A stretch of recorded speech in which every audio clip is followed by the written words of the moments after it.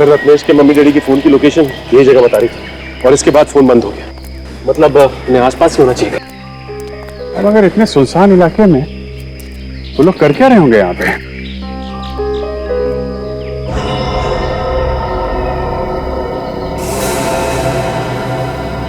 सब इतना यहाँ इकट्ठा करके रखा है एक साथ, कुछ गड़बड़ है।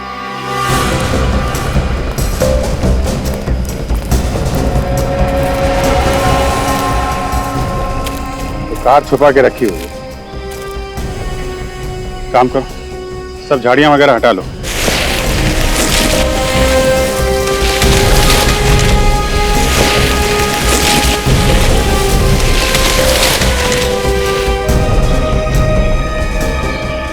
My God.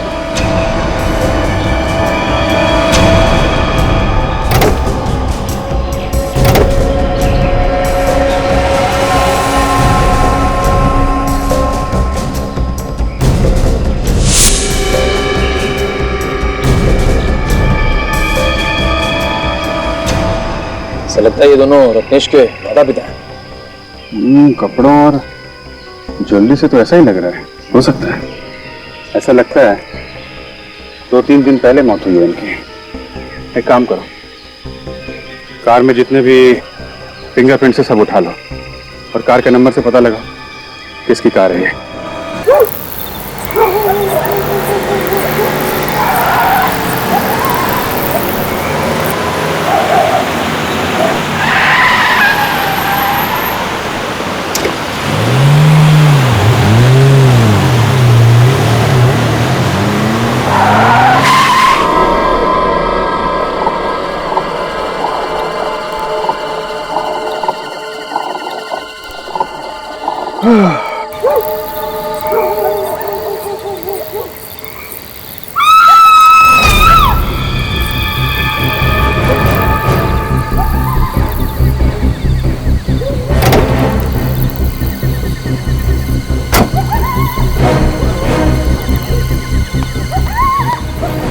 कौन चीखा?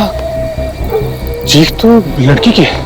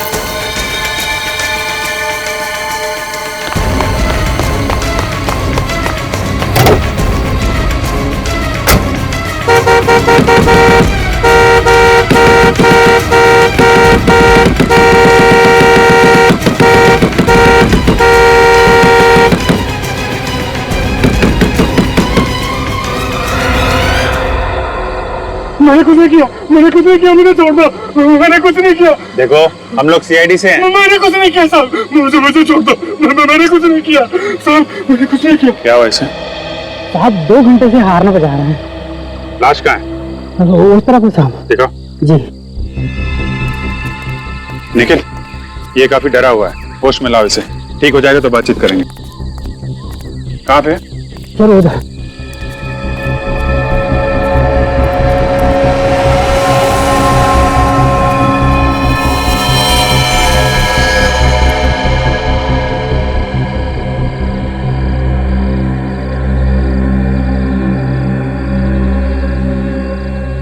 सर, इसके शरीर पे कोई घाव नजर नहीं आ रहा। शायद कोई अंदरूनी चोट होगी।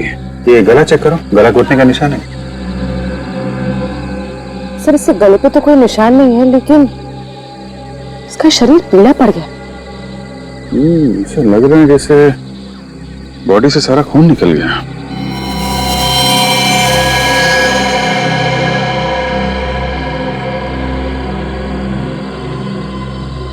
सर ये देखिए, इसके हाथ पे कुछ अजीब से निशान है। ये छोटे छोटे घाव हैं और इनमें से खून नहीं निकल रहा है। ना चेक करो और कुछ मिलता है। सर, आसपास पूरा एरिया देखो ठीक से। क्या हुआ, क्या था? तुमने क्या देखा? जी मैंने हार्न की आवाज सुनी और यहाँ आके देखा तो यहाँ ये लड़की मरी पड़ी थी।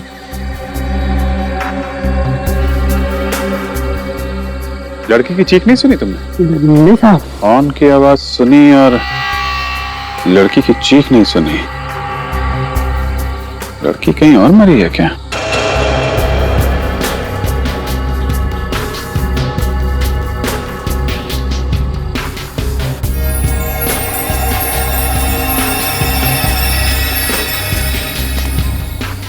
सर, यहाँ आसपास हाथापाई की तो कोई भी निशान नहीं, लेकिन हाँ ये सोने की चेन मिली है। किसकी हो सकती है? लड़की की या खूनी की? सर, ये टैक्सी ड्राइवर होश में आ गए, सब कुछ बताने को तैयार है। बताओ, क्या देखा था तुमने? एक आदमी उस लड़की के ऊपर झुका हुआ था, इसका खून पी रहा था। आदमी खून पी रहा था? हाँ, उसके मुंह पे मैंने खून देखा सर। उस आदमी को दोबारा देखोगे तो पहचान लोगे? नहीं सर, मैंने उसका चेहरा नहीं देखा। अरे कमाल कर रहे हो, मुंह पे खून देखा और तुमने चेहरा नहीं देखा? सर, उसका बाकी चेहरा अंधेरे में छिपा हुआ था और खून पीते देखकर मेरी हालत खराब हो गई थी सर। मुझे कुछ भी समझ में नहीं आ रहा था। सर, खूनी ने सारा खून पी लिया है, इसलिए लाश पीली पड़ गई। अच्छा, इस लड़की ने एयर होस्टेस की यूनिफॉर्म पहनी हुई है। ये पता लगाओ किस एयरलाइंस में काम करती थी ये। ठीक ठाक थी, अचानक खून कैसे हो गया उसका? सर, ये दोनों दिव्या की बहुत अच्छी फ्रेंड है, इन्हें मालूम है उसके बारे में।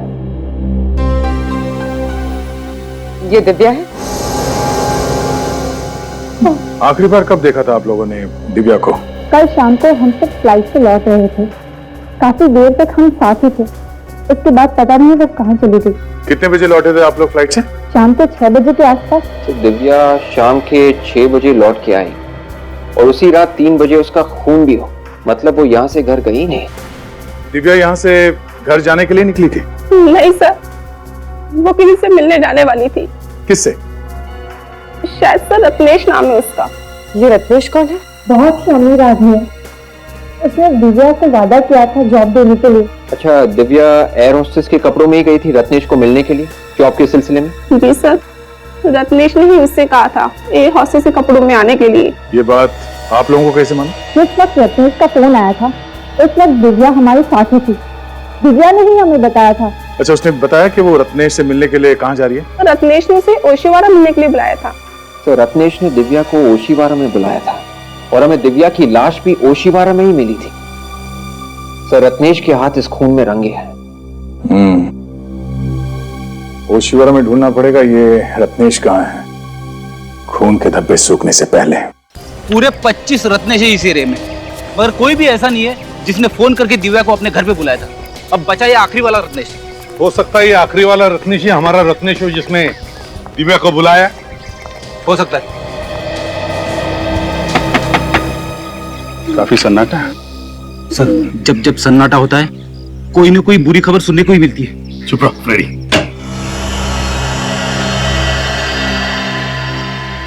बोलिए साहब, किससे मिलना है? आप रत्नेश हैं? जी मैं रत्नेश नहीं हूँ। तो फिर रत्नेश कहाँ है? लेकिन आप लोग कौन हैं? सीआईडी। सीआईडी? आप कौन है? जी मैं शेखर हूँ, रत्नेश जी का केयर टेकर। तो फिर बुलाओ रत्नेश को। रत्नेश तो घर में नहीं है साहब। आप जरा ये चेन देखिए, इसे पहचानते हैं आप? ये चेन तो रत्नेश जी की है। रत्नेश की चेन है ना? तो बुलाओ रत्नेश को। लेकिन रत्नेश जी घर में नहीं है। तो गया कहाँ? पता नहीं साहब। किस बात के केयर टेकर हो तुम? हैं? तुम्हें पता नहीं रत्नेश गया कहाँ, कब आएगा? चलो हटो, घर की तलाशी लेंगे। अभिजीत बैठ जाओ, अच्छी तरह से देखो। शेखर जी। जी। वैसे रत्नेश काम क्या करता है?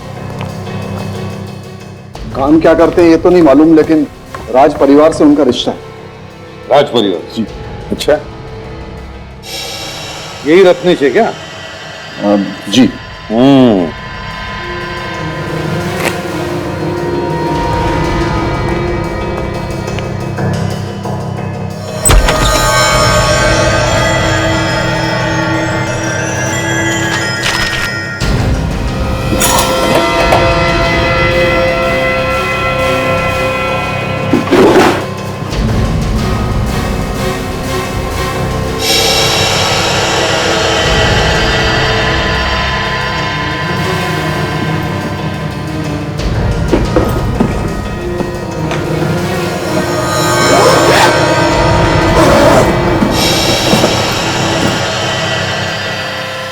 किसका बैग है ये? अरे साहब ये क्या कर रहे हैं आप? मैंने पूछा बैग किसका है? रत्नेश का है? जी शायद। देखो, चुप रहने से काम नहीं चलेगा, नहीं तो फंस जाओगे। किसका बैग है? जी मेरा है। अच्छा,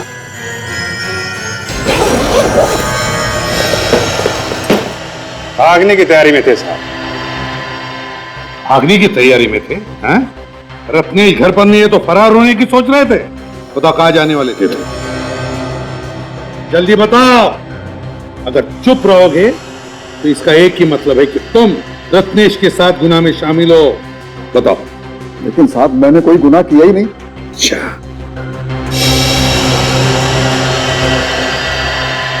गुनाह किया ही नहीं? तो फिर ये क्या है? 50,000 रुपए, पासबुक, चेकबुक। अरे ये तो रत्नेश की पासबुक है। तो चेकबुक ये भी रत्नेश का है।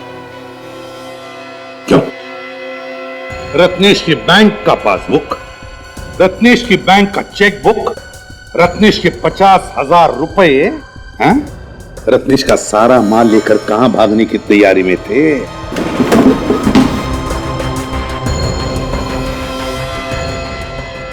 फ्रिज के अंदर कपड़े? सर इसमें तो खून लगा हुआ है। हाँ सर, बेडशीट और शर्ट मिली है, दोनों फ्रीज में छुपा के रखे हुए थे और इन पे खून लगा हुआ है। किसके कपड़े ये? किसके कपड़े? जी मुझे नहीं मालूम। केयर टेकर साहब कैसे आदमी को समझ में नहीं आ रहा है। मालिक का पैसा लेके भाग रहे थे, घर में खून से सने कपड़े हैं और इनको कुछ पता नहीं है। किसकी शर्ट है? रत्नेश की शर्ट है? किसकी शर्ट है ये? किसके कपड़े हैं? दिव्या का खून हुआ यहां पर। अच्छा, बहुत बड़ा शौक लगा है तुम्हारा। मुंह तो हम ब्यूरो में खोलेंगे। जब ये लाश आप लोगों को मिली, इस लड़की का मुंह ऊपर की तरफ था या नीचे की तरफ था? सारा रिपोर्ट देना पड़ेगा। अब पूछेगा एसीपी कहां पे खड़ा था। मैं कुछ पूछ रहा हूं आप लोगों से, इस लड़की का मुंह ऊपर की तरफ था या नीचे की तरफ था? सचिन बताओ। सर लड़की का मुंह तो ऊपर की तरफ था, मगर आप ये इस लड़की की लाश को अच्छी तरह से देखो, समझो और फिर बोलो। वैसे सालुंके साहब, लाश के बादशाह तो आप हैं, अब लाश के बारे में तो आप ही समझते हैं अच्छी तरह से। बस हो गया हा? बादशाह कह दिया और अपने हाथ झाड़ लिए। एनीवे, ये तो आप जानते हैं कि शरीर में जब आदमी की मौत होती है सबसे ज्यादा खून नीचे की तरफ आ जाता है पृथ्वी की ग्रेविटी की वजह से। शरीर का जो हिस्सा जमीन को छूता है सारा का सारा खून वहां आकर के जमा हो जाता है, लेकिन इस केस में ऐसा नहीं है। क्या मतलब? मैं बताता हूं। ये देखो बॉस, अगर ये हिस्सा जमीन को छू रहा था तो फिर ये हिस्सा काला क्यों नहीं हुआ? क्यों काला नहीं पड़ा सर? खून की वजह से। ये हिस्सा इसलिए काला नहीं हुआ कि इसके शरीर में खून था ही नहीं, एक कतरा खून भी नहीं था। क्या बोल रहा है सर? उनके शरीर में खून था ही नहीं? ना, बिल्कुल नहीं। टैक्सी वाला शंभू भी बता रहा था कि उसने रत्नेश को खून चूसते हुए देखा है। हाँ? और एक बात। क्या? बॉस, इस लड़की की बॉडी पर मुझे सुइयों के निशान मिले। ये देखो, ऐसा लगता है बॉस इस लड़की का खून निकाला गया है। मरने के बाद खून कैसे निकल सकता है? जब इसका खून निकाला गया ये लड़की जिंदा थी। क्या? हाँ, मतलब रत्नेश ने सारा का सारा खून चूस लिया। सर रिपोर्ट से यह पता चला है कि कपड़ों पे जो खून लगा हुआ था वो इस लड़की का नहीं है। तो फिर वो खून है किसका? वो खून इस लड़की का नहीं है तो इसका मतलब है किसी और का भी खून किया है इस रत्नेश ने। सचिन, जरा इसके मुंह का ताला खोलो।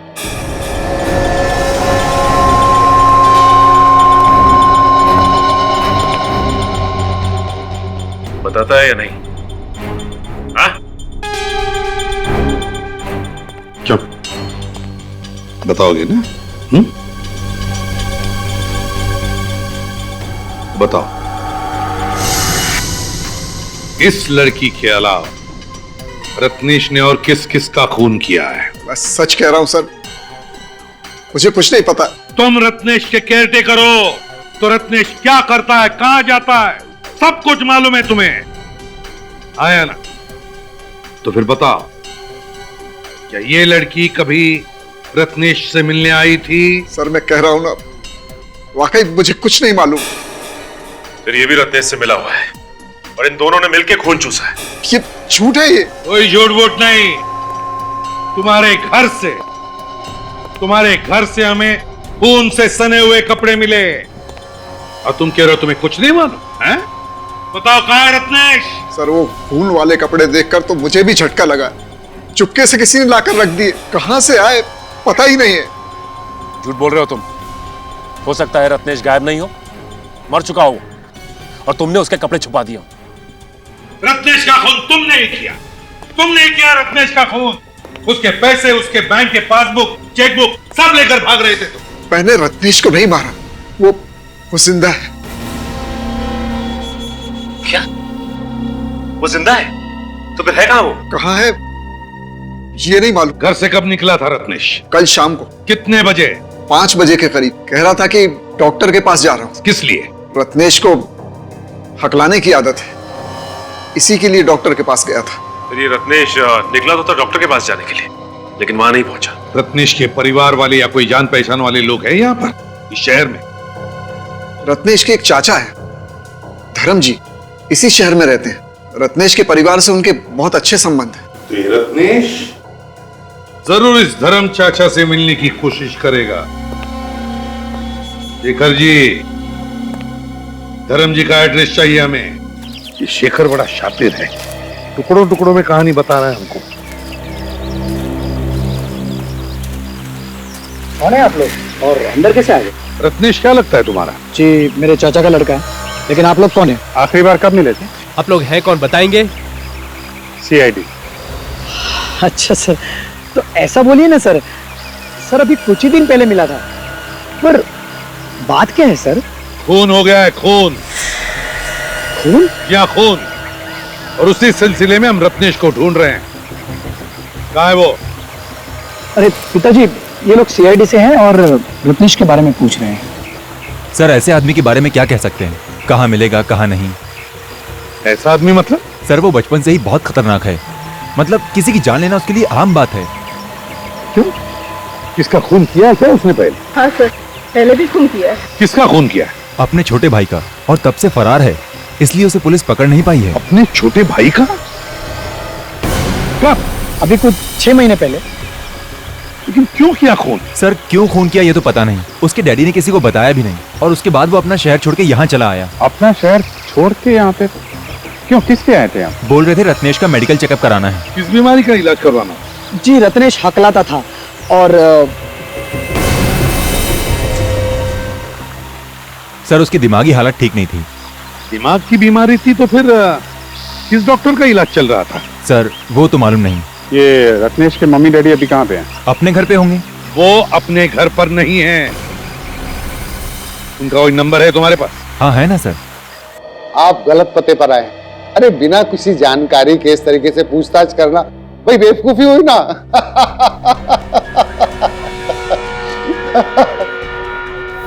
अब की बार हंसने से पहले 10 बार सोच लेना, समझा? लेकिन सर मैं किसी रत्नेश को नहीं जानता। ये नंबर तुम्हारा है जो सर्कल किया गया? हाँ सर ये नंबर मेरे ही है, लेकिन आपके पास कैसे है?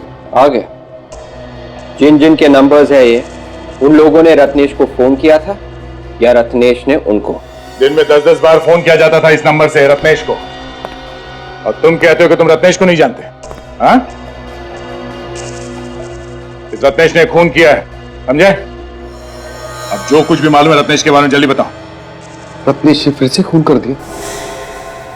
फिर से का क्या मतलब? पहले भी खून किया था इसने? सर उसको मेंटल प्रॉब्लम है, उसका दिमाग खराब है सर। बस वो यहाँ पे आया था ना तुम्हारे पास चेकअप करवाने के लिए? नहीं सर, मेरे पास नहीं आया था सर, मैं सच कह रहा हूँ। इसका मतलब उसने शेखर से झूठ बोला? डॉक्टर साहब आपने कहा कि उसे दिमाग की बीमारी है। जी क्या एग्जैक्टली क्या बीमारी है उसे? सर उसे खून देख के उसका मानसिक संतुलन बिगड़ जाता है, वायलेंट हो जाता है, कंट्रोल के बाहर हो जाता है। इसी के चलते उसने अपने भाई को मार दिया 6 महीने पहले। भाई को मार दिया? कैसे? रत्नेश और उसका भाई शिप पर गए थे और फिर किसी ने कमरे में झांक कर देखा तो उसका भाई मरा पड़ा था। और रत्नेश कहाँ था उस वक्त? भाई की लाश के पास, और उसके मुंह पर खून लगा हुआ था। लाश को देख के ऐसा लग रहा था जैसे उसमें सुइयां चुभ हुई हो और रत्नेश ने उसका खून चूसा हो। सर अजीब पागलपन है, एक आदमी दूसरे आदमी का खून पी रहा है। तो इस पागलपन को रोकना पड़ेगा।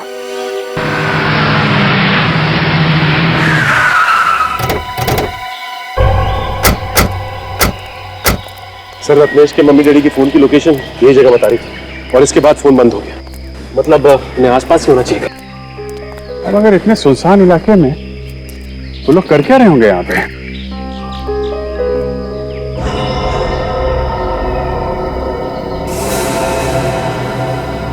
सब इतना यहाँ इकट्ठा करके रखा है एक साथ, कुछ गड़बड़ है।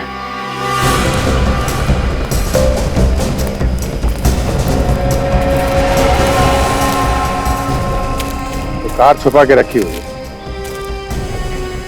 काम करो, सब झाड़ियां वगैरह हटा लो।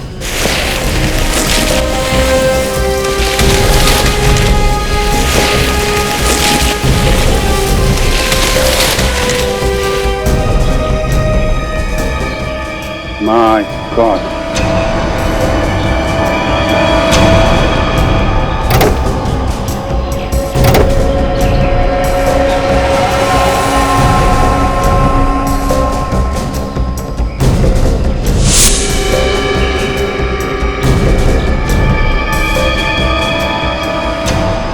ऐसा लगता है ये दोनों रत्नेश के माता पिता हैं। कपड़ों और ज्वेलरी से तो ऐसा ही लग रहा है। हो सकता है, ऐसा लगता है 2-3 दिन पहले मौत हुई है इनकी। एक काम करो, कार में जितने भी फिंगरप्रिंट्स है सब उठा लो और कार के नंबर से पता लगा किसकी कार है ये।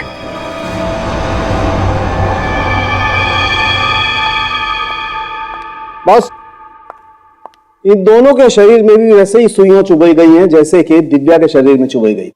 और सर ये बेडशीट पे और शर्ट पे जो खून लगा हुआ है वो इन लोगों का है। मतलब सर इस रत्नेश ने अपनी दिमागी बीमारी के चक्कर में अपने माँ बाप का खून कर दिया, और इन दोनों का भी वैसे ही खून चूसा गया है जैसे दिव्या का खून चूसा गया था। ये तुम क्या बोल रहा है सारुखी? क्या बोल रहे हो तुम? क्या बोल रहा हूं? भाई मुझे डेड बॉडी जो बता रही है वही बोल रहा हूं मैं। सचिन ने कहा कि रत्नेश ने अपने माँ बाप का खून किया है। अब तुम कह रहे हो कि रत्नेश ने अपने माँ बाप का खून चूस लिया? हाँ यार, ये सुनकर घिन आती है। ये कैसे हो सकता है? अरे नहीं यार सौंदर्य, कोई अपने माँ बाप का खून चूस सकता है? अपने माँ बाप का? देखो बॉस, तुम मुझसे ज्यादा एक्सपीरियंस्ड हो, तुम्हें मालूम है कई बार खूनी के दिमाग में कैसे कैसे फितूर होते हैं, कैसे कैसे कीड़े कुल बुलाते हैं उनके दिमाग में, मालूम है तुम्हें ना? फिर भी सौंदर्य ऐसे नहीं हो सकता, नहीं हो सकता ऐसे। एक काम करो, इस शेखर को फिर से ब्यूरो लेकर आओ, गर्दन पकड़ते उसकी, पता चलेगा ये रत्नेश है कहां पर। सर ये क्या हो सकता है? ये तो चेक करना पड़ेगा, चेक करने से पता चलेगा क्या है। सर मैंने तो आज तक नहीं सुना कि कोई आदमी अपने माँ बाप का खून चूस ले। सचिन, अगर इंसान की दिमागी हालत ठीक नहीं हो तो वो कुछ भी कर सकता है, उसे अच्छे बुरे की पहचान ही नहीं रहती। सर ये रहा शेखर। शेखर बाबू, रत्नेश के माता पिता के बारे में तुम जानते थे ना? जानते थे या नहीं? जी जी सर। तो फिर पहले क्यों नहीं बताया? सर मैं इतना डर गया था कि मैंने आप लोगों को क्या बताया क्या नहीं बताया मुझे याद नहीं है सर। उसने अपने माँ बाप का खून कर दिया है, समझे? माँ बाप का खून कर दिया? हाँ, माँ बाप का खून कर दिया। रब जाके कहीं छुप के बैठा और उसकी कोई ना कोई तो मदद कर रहा है। और तुम जानते हो कौन मदद कर रहा है रत्नेश की? तो बताओ बताओ। नहीं सर, मुझे कुछ मालूम नहीं सर। अच्छा, सिल्वर रंग की रिवेरा गाड़ी OHY 3765 रत्नेश की है ना? जी सर, लेकिन वो तो उनके माँ बाप के नाम पर। और भी कोई गाड़ी है उसकी? नहीं सर। नहीं सर, कुछ नहीं मालूम तुम्हें? ले जाओ इसे फ्रेडी, दूसरे कमरे में ले जाओ, चलो। सचिन, अगर रत्नेश के पास सिर्फ एक ही गाड़ी थी और उस गाड़ी में उसने अपने माता पिता को मारकर उनकी बॉडी डाल दी, तो फिर वो किसी दूसरी गाड़ी से भागा होगा ना, किसी टैक्सी वैक्सी से। एक काम करो, उसके फोटोज के 100-150 कॉपीज बनवाओ और सारे टैक्सी वालों को दे दो और उनसे कहो कि अगर किसी ने इसे देखा है या किसी की टैक्सी में ये बैठा है तो तुरंत हमें इन्फॉर्म करें। जा आगे। सर जब से रत्नेश भागा है तब से उसका मोबाइल फोन बंद है। ये रत्नेश के फोन रिकॉर्ड्स है ना वे? Yes sir. इसमें जितने भी फोन नंबर्स हैं उसमें दिव्या का फोन नंबर है? नहीं सर, रत्नेश के रिकॉर्ड्स में दिव्या का नंबर है ही नहीं, उसने दिव्या को फोन किया ही नहीं। ये कैसे हो सकता है? दिव्या के दोस्तों ने तो बताया कि उसने दिव्या को फोन किया था फोन उसने दिव्या को। सर हो सकता है उसने किसी और से फोन करवाया हो।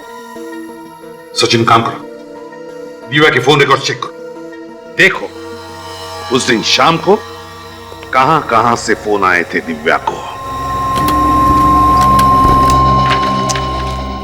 सर उस दिन शाम को दिव्या को 12 लोगों ने फोन किया था, जिसमें से उसने सिर्फ 3 लोगों के फोन उठाए। 3 लोगों के? सिर्फ इन 3 लोगों के फोन उठाए दिव्या ने? तो फिर पता लगाओ ये 3 लोग है कौन? 12827 नंबर तुम्हारा है? हाँ मेरा ही है, पर तुम कौन हो? CID से। घबराओ नहीं, बस इतना बताओ कि दिव्या को जानती हो? हाँ सर जानती हूँ, मालकिन है मेरी। अच्छा, कल शाम को तुमने दिव्या को 6 बजे फोन किया था क्या? फोन तो रोज ही करना पड़ता है उन्हें। क्यों? ये पूछने के लिए कि शाम को घर आ रही है कि नहीं, खाना बनाना पड़ता है मुझे। ठीक है, आप जा सकती हैं। अरे सुनो भाई साहब। हाँ सर, फोन किया था मैंने दिव्या जी को। क्यों, क्या काम? सर मेरा काम इंश्योरेंस का है, मैं लोगों को फोन करके पॉलिसी के बारे में बताता हूँ। पॉलिसी के लिए ही फोन किया था मैंने। ओह, तो तुमने मिलने के लिए फोन करके बुलाया था उसे? हाँ जी बुलाया था, पर वो मिलने आई नहीं। समीर। हाँ जी बोलिए। A127292738 आप ही का नंबर है? हाँ जी नंबर तो मेरा ही है, क्या हुआ? तुमने कल किसी दिव्या नाम की लड़की को फोन किया था? कौन दिव्या? मैं किसी दिव्या को नहीं जानता। वैसे आप लोग कौन है? CID। CID? क्या हुआ सर? अरे तुम तो अभी से घबराने लगे, अभी तो बहुत सारे सवालों का जवाब देना है तुम्हें। चलो। सर जब मैंने कॉल किया ही नहीं है तो मैं कैसे कह दूं कि मैंने कॉल किया है? तुम्हारे मोबाइल फोन से कोई और कॉल कर सकता है? सर ये कैसे हो सकता है सर? नहीं हो सकता ना। ये सेल नंबर तुम्हारा है? जी। ये दिव्या के फोन की कॉल लिस्ट है।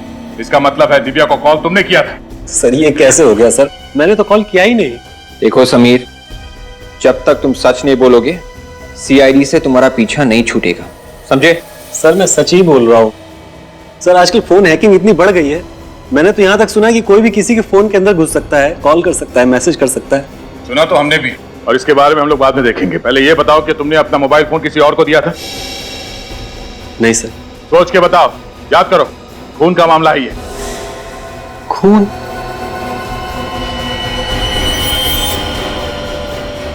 हाँ सर याद आया, कल मैं ओशिवारा में ही था। ओशिवारा में? शाम को 6 बजे के आसपास? हाँ सर, और सर वहां एक आदमी भी था सर, उसकी मोबाइल की बैटरी चली गई थी और उसने मेरा मोबाइल मंगा था सर कॉल करने के लिए। अभी सोचिए ये कहानी ना। सर मैं सच बोल रहा हूँ सर। कौन था वो आदमी? उस आदमी को नहीं जानते? नहीं। और बिना जान पहचान के तुमने अपना मोबाइल फोन उसे दे दिया? हा? सर मुझे लगा कि उस बेचारे को कोई जरूरी कॉल करना होगा। क्या वो आदमी यही था? कुछ कह नहीं सकता सर, शाम का वक्त था और अंधेरा हो चुका था, मैं ठीक से देख नहीं पाया। कुछ तो याद होगा उसके बारे में।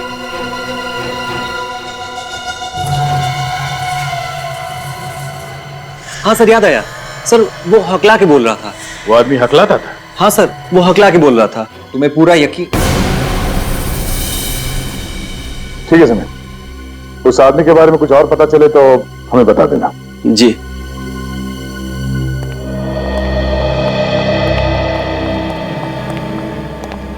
सर हमें उसे ऐसे ही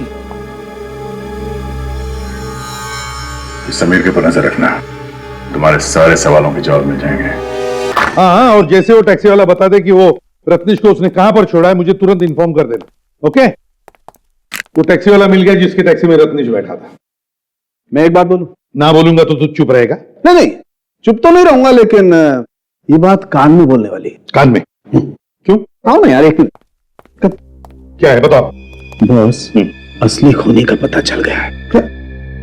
ये कौन सी बड़ी बात है जो मेरे कानों में बता रहा है? अरे सबको मालूम है रत्नेश ही खूनी है, समझे? अरे यार यही तो प्रॉब्लम है तुम्हारी यार, तुम बात को अच्छी तरह समझते नहीं हो। रत्नेश ने खून नहीं किया है। क्या? सर वो कैसे? बॉस, इन दोनों का खून किसी आदमी या औरत ने नहीं चूसा है। तो किसने चूसा है सर? बॉस, खूनी वहां पर। सही है, देखो यही आदमी बैठा था तुम्हारी टैक्सी में? हाँ साहब, यही आदमी बैठा था मेरी टैक्सी में। यही था ना? हाँ सब पक्का याद है। इतने भारी भारी बैग ले रखे थे, डिग्गी में रखते वक्त मेरी कमर दुखने लगी थी। ऐसा क्या भारी सामान हो सकता है? तुमने पूछा नहीं उससे? पूछा था साहब, कहने लगा अपने काम से काम रख, तुझे क्या लेना देना है, इसमें क्या है क्या नहीं। साहब ऐसे लग रहा था जैसे शहर छोड़ के जा रहा हो। कहाँ छोड़ा तुमने उसे? पाम क्रेन रोड पर साहब। पाम क्रेन रोड पे? वहां पे क्यों छोड़ा था?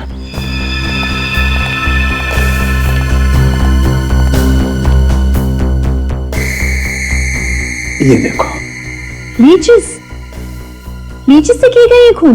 बिल्कुल, इन लीचेस से खून हुआ है बॉस। ये सारुंखे, एक जोंक इतना सारा खून कैसे चूस सकती है जिससे कोई मर जाए? बॉस, एक जोंक तो इतना खून नहीं चूस सकती है, लेकिन 400 जोंक तो इतना खून चूस सकती है कि इंसान मर जाए। 400 जोंक? यार सारुंखे, जोंक लगने पर वो अपने आप को बचाने की कोशिश तो करेगा ना? लाशों को देख करके ऐसा लगता नहीं है कि इन्होंने अपने आप को बचाने की कोशिश की होगी। तो तुम्हारे कहने का मतलब है कि इन्हें पहले बेहोश किया गया होगा, हाँ, और फिर जोंक लगाई? बिल्कुल। बड़ी अजीब बात है ना सारुंखे, कि एक आदमी जिसे दिमाग की बीमारी है, क्या वो इतनी सारी प्लानिंग कर सकता है? नहीं सर, नहीं कर सकता। ये किसी और की चाल है, किसी और की चाल। रत्नेश को फंसाया जा रहा है। सर, इस पाम क्रेन रोड के आसपास तो कोई रेलवे स्टेशन भी नहीं है, और ना ही कोई बस स्टॉप, और तो और एयरपोर्ट भी बहुत दूर है वहां से। अच्छा, तुम्हारी टैक्सी में बैठते वक्त या उतरते वक्त कुछ बात कर रहा था क्या आप? कहीं जाने का ही बात कर रहा? सब कुछ कहा भी होगा तो याद नहीं। 5 दिन हो गए इस बात को। एक मिनट। क्या कहा तुमने? साहब मैंने क्या कहा? नहीं, कितने दिन पुरानी बात है ये? 5 दिन पुरानी। दोपहर का वक्त था जब मैंने उसे वहां छोड़ा था। ये कैसे हो सकता है? 5 दिन पहले? शेखर ने हमसे कहा था कि रत्नेश 3 दिन पहले घर छोड़ के गया था, वो भी शाम को। मतलब जिस रात दिव्या का खून हुआ उस दिन रत्नेश शाम को नहीं बल्कि दोपहर को निकला था। हाँ, जिस रात खून हुआ रत्नेश कहीं और था, तो फिर रत्नेश खून कैसे कर सकता है? इसलिए शेखर झूठ बोल रहा है। बिल्कुल झूठ बोल रहा है, कुछ छुपा रहा है हम लोगों से। जरा पता करो ये शेखर इस वक्त है कहां पे।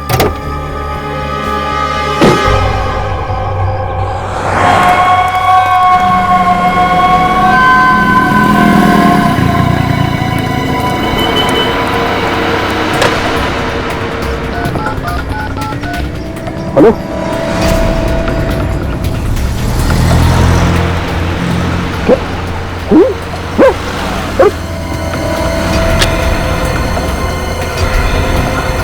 ओ भाई साहब पैसा तो दो।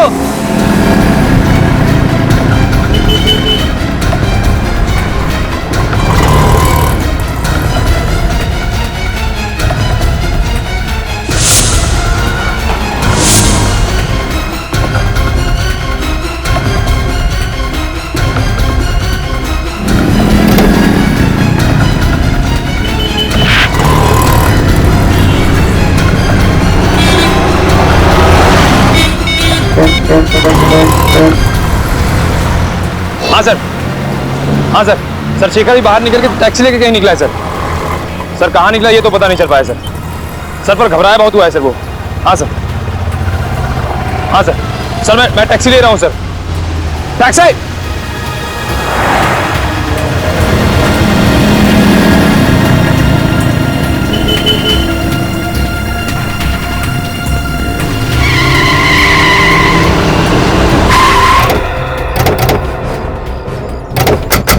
अभी उधर से एक आदमी भागते हुआ यार, तुमने देखा है उसे? नहीं सर, नहीं देखा। अरे क्या बात कर रहे हो? 5-5.5 फीट का आदमी था, तुमने देखा ही नहीं उसे? सॉरी सर, हमने नहीं देखा। कहाँ है शेखर? सर शेखर अंदर भागती हुआ आया, पर ये लोग कह रहे उसे देखा ही नहीं। देखा नहीं? ये कैसे हो सकता है? एक आदमी अंदर भागते हुए आया और तुम लोग किसी ने भी नहीं देखा? सर मैं अभी अभी ड्यूटी पर आया हूँ सर, मुझे नहीं मालूम। क्या आंखों पर पट्टी बांध के रखी थी क्या? देखा नहीं? टैक्सी वाला कह रहा था कि उसने रत्नेश को यहीं आसपास ही कहीं छोड़ा है, तो हो सकता है रत्नेश किसी होटल में ठहरा और उसने शेखर को यहीं पर बुलाया हो, पैसे लेकर और कपड़े लेकर। हाँ सर। हाँ, जरा ये फोटोग्राफ देखो। ये आदमी यहाँ पे होटल में ठहरा हुआ? हाँ हाँ सर, ये आदमी है यहाँ पे। किस कमरे में? कमरा नंबर 104 में है सर। चलो दिखाओ। चलिए सर।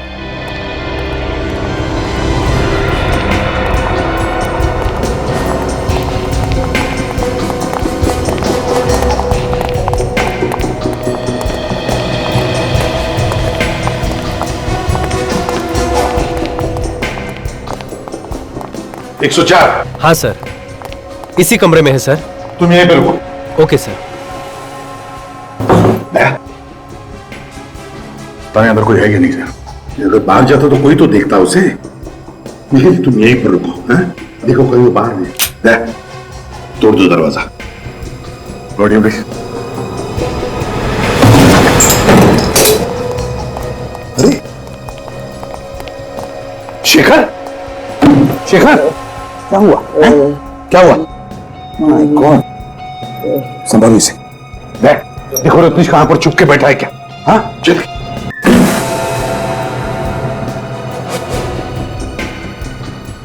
बोलो बोलो, रत्नेश का है?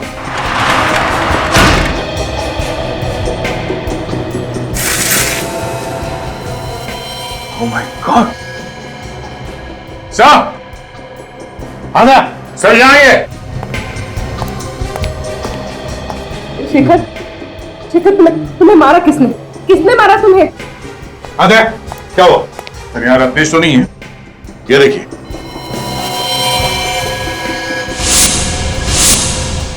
My God! इतने सारे जोक, लीचेस, अरे आए कहां से?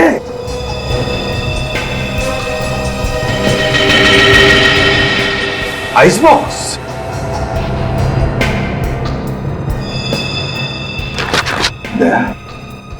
समझ गया खूनी कौन है।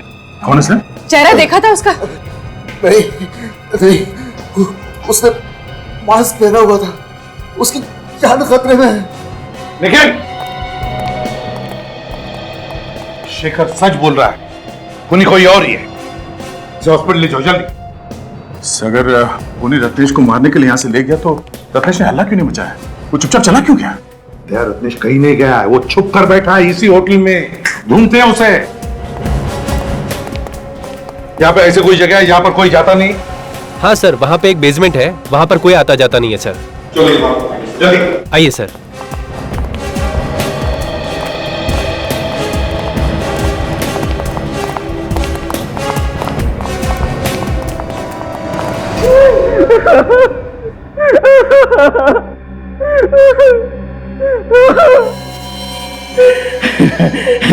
मैं तुझे अपने हाथों से नहीं मारना चाहता था, इसीलिए मैं प्लानिंग करके तुझे फंसाता था ताकि तू जेल जाए और कानून तुझे फांसी के तख्ते पर लटका दे। कोई नहीं है ना रूम में? सर अभी तो कमरा खाली पड़ा हुआ है। खूनी ने रत्नेश को उसी कमरे में छुपा के रखा होगा। अफसोस के तेरी मौत मेरे ही हाथों लिखी है। मुझे छोड़, मैं किसी से नहीं कहूंगा, मैं दूर चला जाऊंगा, हमेशा के लिए मुंह नहीं दिखाऊंगा। तेरा मुंह तो मैं बंद करूंगा हमेशा हमेशा के लिए।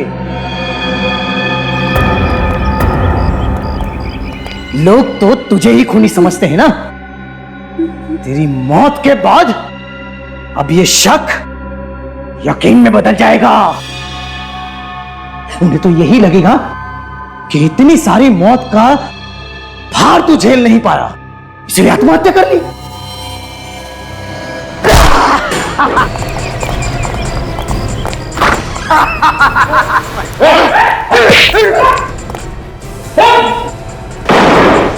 छोड़ो मुझे, मैं इस कमीने को जिंदा नहीं छोड़ूंगा।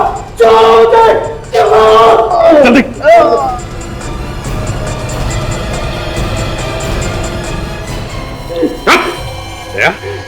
जानना चाहते हो ना कौन है ये किलर? मास्क उतारो और देखो।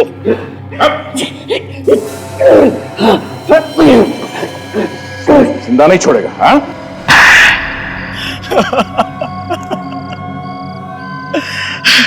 क्यों मारा तुमने इतने लोगों को? क्या बिगाड़ा था उन्होंने तुम्हारा? किसी ने मेरा कुछ नहीं बिगाड़ा था, बस रत्नेश को फंसाने के लिए मैंने ये सारे खून किए। रत्नेश को क्यों फंसाना चाहते थे तुम?